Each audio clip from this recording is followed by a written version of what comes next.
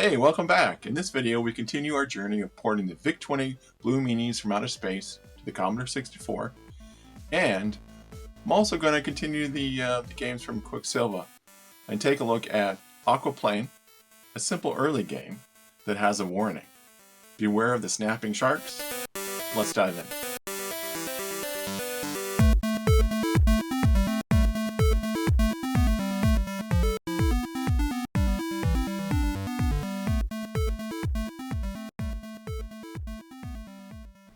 Alright, last time we talked, we were working on the Blue Meanies for the Commodore 64.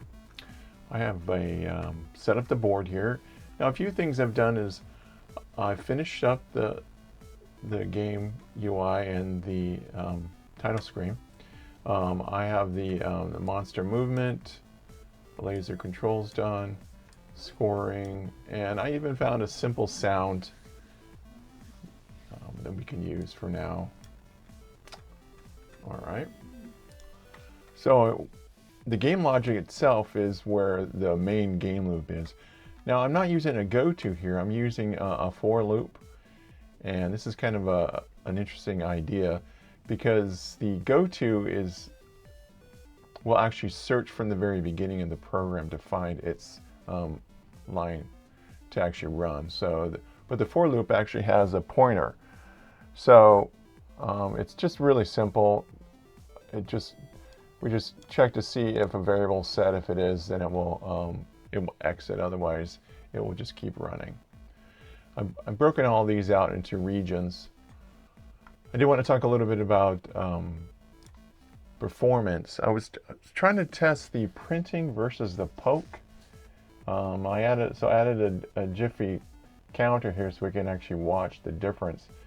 And when I was running it, I didn't see hardly any difference between these two methods. This one's actually commented out.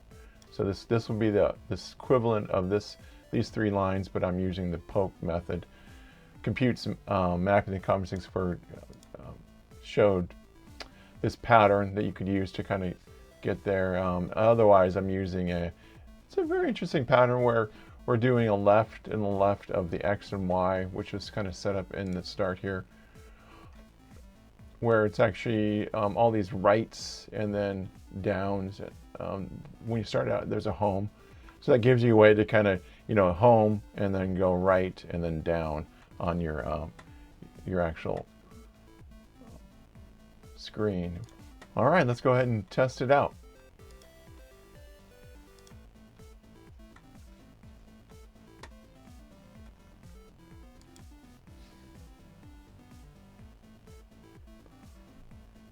Now, one thing I did do is, before I start this, I did remove the custom characters, simply because the way I'm doing that, I'm using it all in bank 1, and that's caused some little bit of issues. So what I did is I'm just using some simple, basically a reverse M, a reverse for the monsters, a reverse S for the refueling ship, and a simple asterisk when they get hit, and the laser is just it's just a dash, but it's one of the graphics dashes.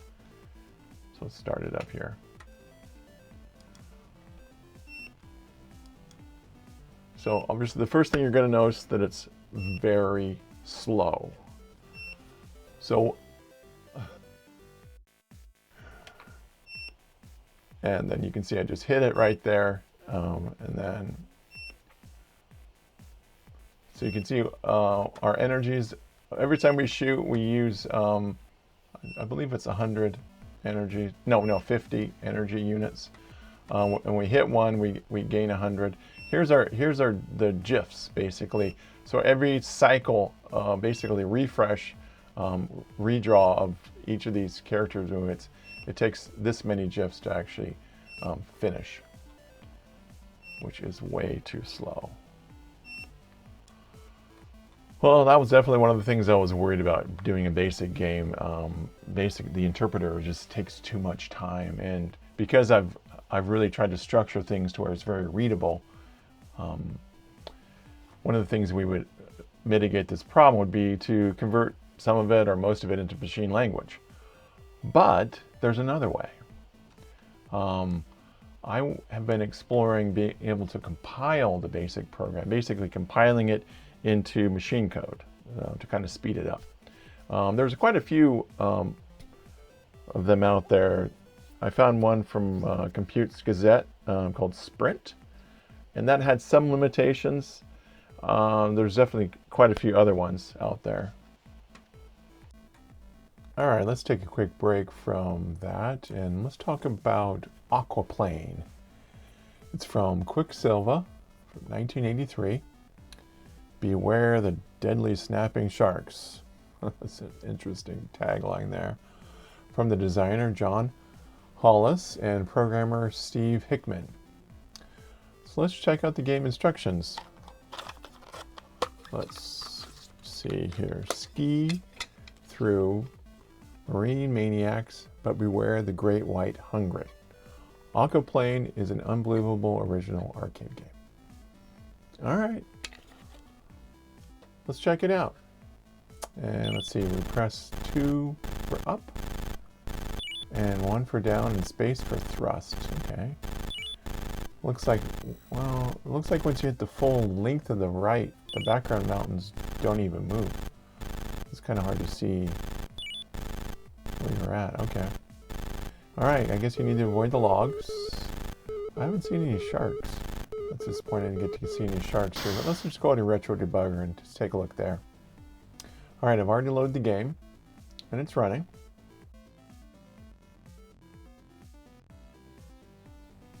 All right, let's. Looks like custom characters for the mountains and the clouds. Okay, with skier, the boat, the logs, they're all sprites. All right. Okay. Oh, cool. Cool. You can see the animation of the water kind of moving and spraying up. That's kind of neat. Now let's see if we can find those sharks. Okay, here we go. Here we go. Yeah, I see it. Let me zoom in. All right. And you can see the snapping head. Okay, that's kind of cool. All right. I would have liked to see those clouds and mountains moving a little bit, kind of, you know, like parallel, kind of in the background, kind of indicate movement. Definitely showcases the early Commodore 64 development. Okay, cool, cool. All right, let's get back to basic compilers. Just doing a query, Google search, I did find this article on Lemon 64. Talked about these different compilers. There's basic boss compiler, MoSpeed, Blitz, DTL, basic-64, and I think there's a few other ones as well. But this forum kind of get a good test. Of course, this is back in 2020. They did a good comparison of those different ones. But one of the ones that I was very interested in, which is when I say modern, it's current. Developer was still supporting it. Was the MoSpeed. So looking at MoSpeed, basically it's a cross compiler developed by Egan Elson, and it's open source on public domain. But it does quite a few things. It supports Commodore 64 VIC-20 and the X16. One of the nice things is that it actually scroll down here at the bottom. It can actually integrate into CBM Project Studio, exactly what we're running with. And you can go ahead and take a look at it on GitHub. I'll put links in the description to where you can find all these. And I already have this ready to go. So let's go ahead and give this a try and see what it looks like with MoSpeed, basically compiling the basic program.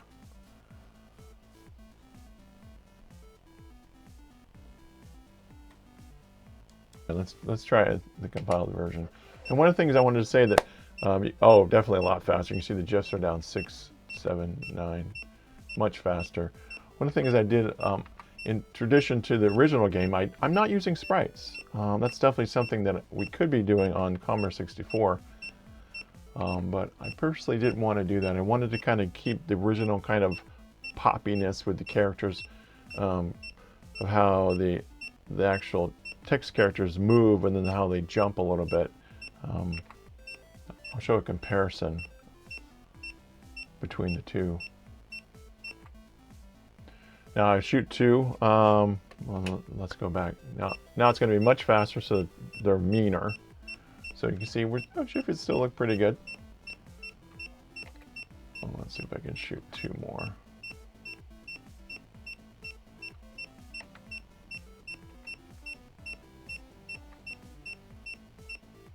All right, now level 3 is even faster. I think level 3 that's the fastest this will run. Won't run any faster than that.